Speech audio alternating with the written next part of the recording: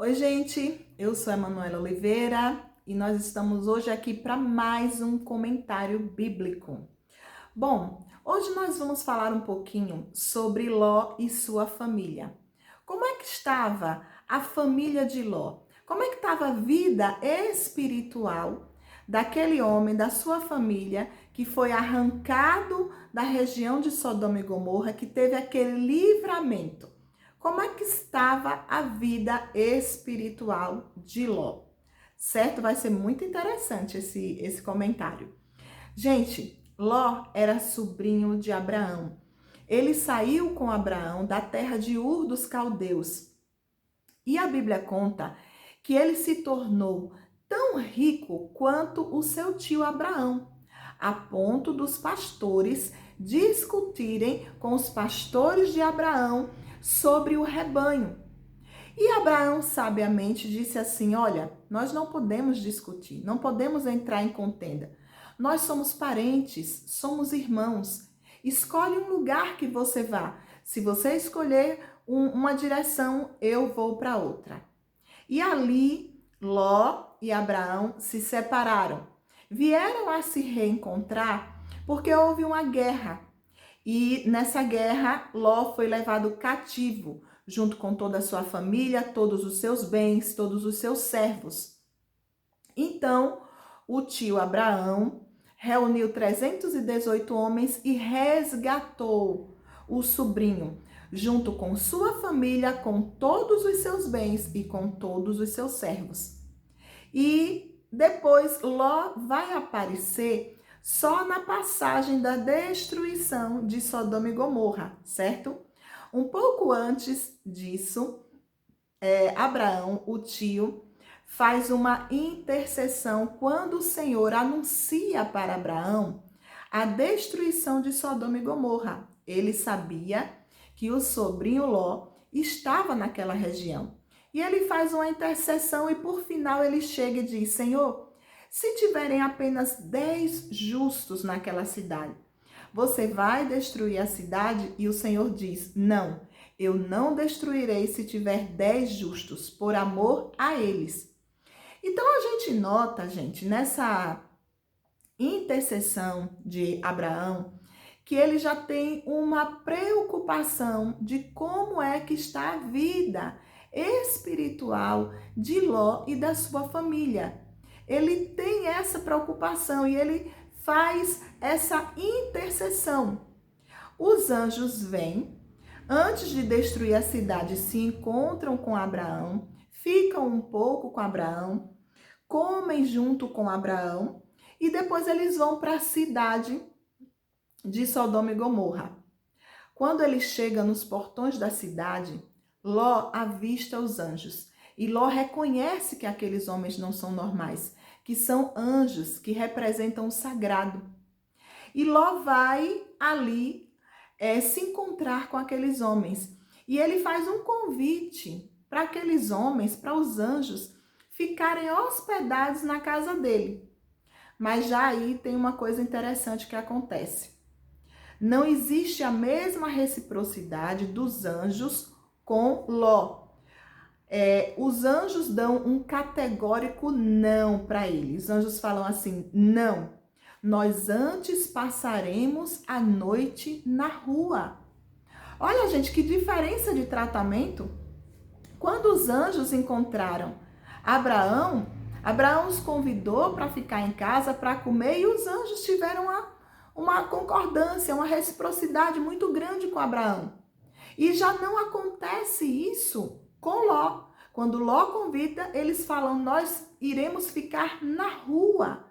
Preferimos ficar na rua do que na sua casa.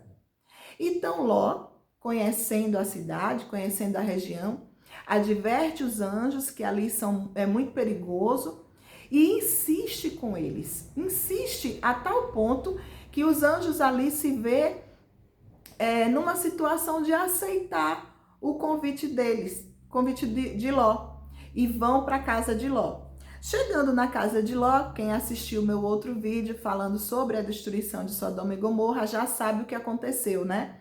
Os homens de Sodoma saíram, foram até a casa de Ló para tentar abusar daqueles dois homens, dos anjos, né? E acontece uma coisa interessante nisso.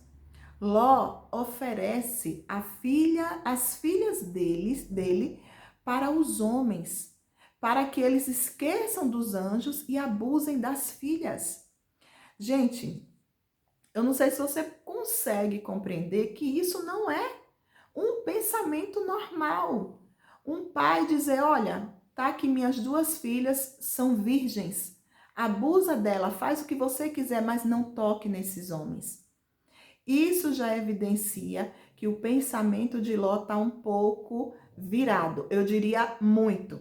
Mas vamos ver aqui na Escritura Sagrada, em Gênesis 19, tá? Vou ler ali a partir do versículo 12. Então disseram aqueles varões, os anjos, a Ló: tem alguém mais aqui, teu genro, teus filhos, tuas filhas, e todos quanto tem nessa cidade, tira-os fora desse lugar. Nesse momento, Jó vai até os genros, né? Ele só tem os genros na cidade. E quando ele diz assim para os genros, olha, o Senhor vai destruir essa cidade, vamos sair daqui comigo. Os genros começam a zombar da cara dele. Então a gente vê duas coisas nessa passagem. Primeiro, a Bíblia diz que os homens de Sodoma, eles eram maus aos olhos do Senhor, grandes pecadores. Mas Ló estava casando a filha dele, as filhas dele, com esses homens de Sodoma e Gomorra. Eu pergunto a você, por que ele não foi buscar homens na família, ali nos servos, nos empregados do seu tio Abraão? Ele achou normal aquele tipo de comportamento e queria casar a filha com aqueles homens? Outra coisa, gente, que a gente percebe, ele só tem os genros para tirar. Cadê os empregados dele? Cadê os servos? Cadê toda a riqueza que ele tinha? Todo o povo, era muito povo que ele tinha ao seu serviço. Gente, Ló perdeu tudo. Perdeu tudo que ele tinha, não sabemos como, mas a verdade é que ele perdeu tudo que ele tinha naquela região, naquela cidade. Porque os anjos são categóricos, existe mais alguém aqui e ele vai apenas atrás dos genros, gente. O homem tinha empobrecido naquele lugar. Vamos lá. Então, versículo 15. Ao amanhecer, os anjos apertaram com Ló, dizendo: levanta-te, toma tua mulher e tuas duas filhas que estão aqui, para que não pereças na injustiça dessa cidade. Veja que os anjos têm ali uma urgência, que ele saia daquele lugar. Vamos, levanta, vamos logo, esse lugar vai ser destruído. E a Bíblia diz que ele estava fazendo corpo mole. Ele, porém, demorava-se. E aqueles varões, né, os anjos, pegaram pela mão de Ló, da sua mulher e das suas filhas e tiraram da cidade. Gente, o anjo está lá dizendo, vamos embora, se apressa, esse lugar vai ser destruído, e ele está lá, enrolando para não sair. Fazendo corpo mole com a mulher e com as filhas, a ponto dos anjos praticamente arrastarem eles para fora da cidade. Veja que estado espiritual. Era uma ordem urgente dos anjos. E ele estava ali não fazendo pouco caso, não ligando muito. Tá certo? Aí vamos aqui no versículo 17. E aconteceu que, tirando-os fora, disse: escapa por tua vida, não olhes para trás e não pare em toda essa campina. Escapa para o monte, para que você não morra. Aí, o que é que você acha que você ia fazer numa situação dessa? O anjo está mandando você ir para um lugar para você não morrer. Eu iria correr. Ló não. Ló disse assim, não, meu senhor. Olha o que é que ele fala. Não, Se eu tenho achado graça aos teus olhos, e engrandeceste a tua misericórdia a mim, para guardar a minha alma, eu não posso escapar para o monte. Veja bem, se o anjo está dizendo que ele tem que escapar para o monte, vamos lá. Pois tenho medo que este mal me apanhe e eu morra. Gente, se o anjo está dizendo que ele vai sobreviver no monte, o que é que ele está julgando? Ele está julgando que o anjo está mentindo? Ou que o anjo não sabe de nada? Ou ele está dando ali uma desculpinha esfarrapada para não sair do lugar? Bora ver. Eis que agora aquela cidade está perto para fugir para lá, e é pequena. Isso é Ló falando. Ora, para ali escaparei, não é pequena? Para que minha alma viva. Veja, ele não estava querendo sair da região. Gente, Sodoma e Gomorra não eram apenas duas cidades, era uma região de várias cidades que estavam tudo ali no mesmo patamar de pecado, e ele sabia disso. Ele conhecia a cidade, mas você vê uma resistência de Ló de sair daquele lugar de pecado. Vamos lá. E o anjo aceitou, né, o que ele falou, disse: vai para lá, para a cidade que você falou. Apressa-te, escapa para ali, porque nada poderei fazer enquanto você não tiver chegado lá. Então, vamos aqui no versículo 25. Derrubou aquelas cidades e toda aquela campina e todos os moradores daquela cidade e o que nascia da terra. A mulher de Ló olhou para trás e ficou convertida numa estátua de sal. Você sabe o que quer dizer isso? Isso quer dizer que o coração dela estava inclinado para a cidade. Ela estava ali com dó de deixar a cidade. Ela estava ali pensando no que ela tinha naquela cidade. Ai, a minha casa. Ai, as minhas amigas. Ai, os meus vizinhos. Ai, eu gosto tanto daquela cidade. Aquela cidade tem umas músicas legais, né? Tem umas coisinhas legais. Ela estava com dó, gente, de deixar a cidade. E desobedeceu a ordem do anjo e virou uma estátua de sal. Vamos lá. Aqui a cidade foi destruída, não é isso? E versículo 30. E subiu Ló de Zoar e habitou no monte. Peraí, gente. O monte não foi para onde o anjo tinha falado para ele ir. Mas ele disse que não ia porque podia morrer lá. E agora ele está correndo para onde? Para o monte, né? Então eu acho que no fundo, ele sabia que no monte ele estava salvo. Ele estava com a conversinha ali para não sair da cidade, não sair da região, tá? Porém, quando ele viu, né, a destruição, ele disse assim, olha, eu acho que ele pensou assim, olha, essa cidade aqui faz parte dessa região. Ela está no mesmo patamar de pecado. Se eu ficar aqui, essa cidade vai ser destruída também. Eu vou para onde o anjo me falou. Foi para lá. E subiu Ló de Zoar e habitou no monte, e as suas duas filhas com ele, porque temia habitar em Zoar. E Zoar não era bom? Nesse instante não estava sendo bom? E habitou numa caverna, ele e as suas duas filhas. Eu fico me perguntando se ele não poderia voltar para onde o tio estava. Entendeu? Vamos lá.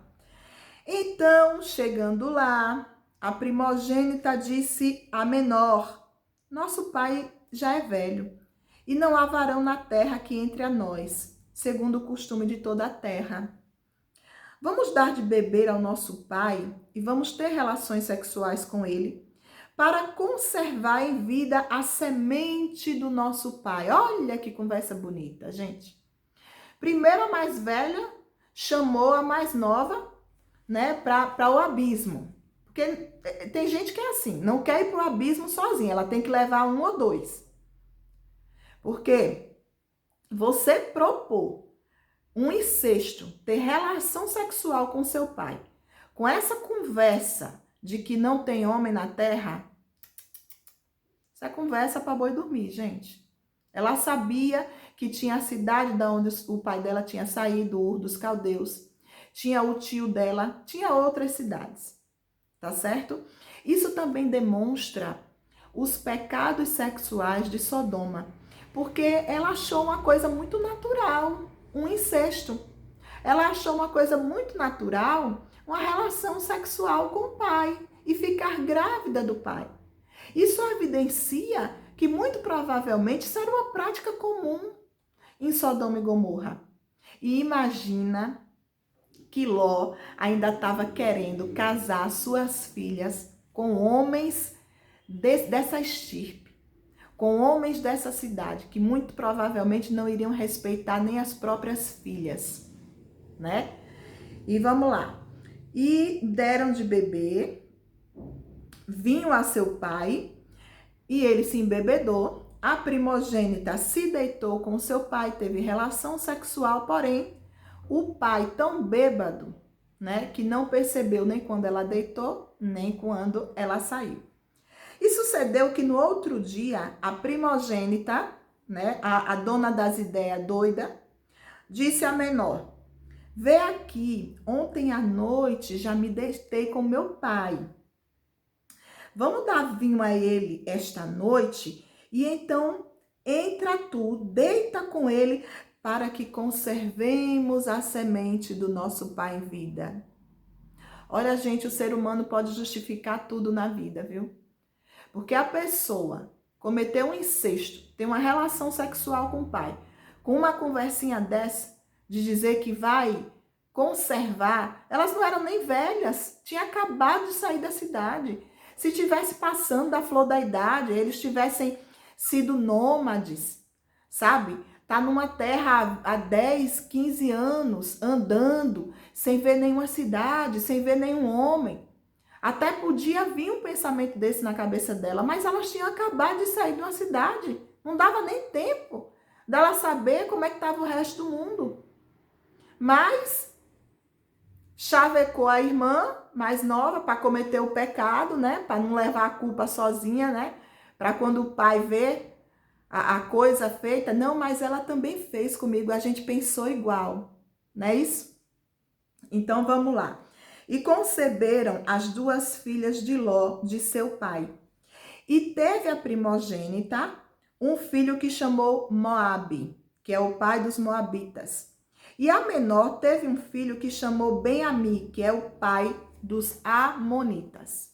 Bom, dessa união não saiu uma coisa boa. Esses dois povos, tanto os moabitas como os amonitas, eles foram povos pagãos, né? Os amonitas, inclusive, eles tinham o deus Moloque, que disse que uma das coisas que esse deus pedia era sacrifício de crianças, tá? E esses dois povos, vez em quando, estavam ali dando dor de cabeça aos hebreus, se levantando em guerra ou se juntando com os inimigos do povo hebreu, mesmo sendo uma espécie de parentes. E por fim, esses dois povos foram exterminados da terra. A descendência que ela tanto queria preservar não existe mais. Então, gente, esse é o panorama espiritual da vida da família de Ló. Ele foi para aquela cidade achando que ia se dar bem, empobreceu, se contaminou feio com o pecado, sabe? Perdeu a mulher, estava ali resistindo a sair daquela cidade de pecado. Ele devia ter dado graças a Deus do anjo ter tirado ele daquela cidade, mas ele estava resistindo porque ele estava acostumado, gente. Ele estava se acostumando com aquele meio de vida. Ele estava se acostumando ali com aquele estilo de vida, de pecado. Sabe, aquele pecado da cidade não estava mais incomodando tanto a ele, não. Ele estava até se dando bem, tá? As filhas se contaminaram também a ponto de ter relações sexuais e ter filhos do pai. O que foi que ele lucrou saindo de perto do tio Abraão? Sabe, hoje em dia a gente se fala muito, né, que a gente não pode andar com certas pessoas, né? Mas às vezes a gente tem que andar com algumas pessoas que a gente deixa de andar. Se tem uma pessoa que ela é um termômetro espiritual na tua vida, que ela te leva para perto de Deus, essa pessoa você deve continuar.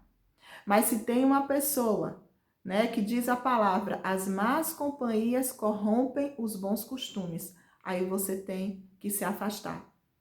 Ló se afastou de Abraão, um homem que tinha aliança com Deus, e se meteu dentro de uma cidade pecaminosa. E acabou perdendo tudo quanto tinha. Sua situação espiritual estava muito, muito séria. Então, gente, é isso. Eu espero que você tenha gostado desse comentário e não esqueça, gente, de trazer essa palavra para a sua vida. Sabe, toda palavra ela é útil para ensinar, para a gente meditar. Se existe alguma situação na tua vida que você está se afastando do sagrado e está entrando no meio do pecado e está começando a achar normal, abra os olhos. Tá certo? Gente, se você gostou, curte, compartilha, me ajuda a divulgar a palavra do Senhor, o canal. Eu gostei muito de estar hoje aqui com vocês. Sejam abençoados lendo a palavra do Senhor, orando, cantando louvores, vivendo esse Deus maravilhoso todos os dias. Um grande abraço.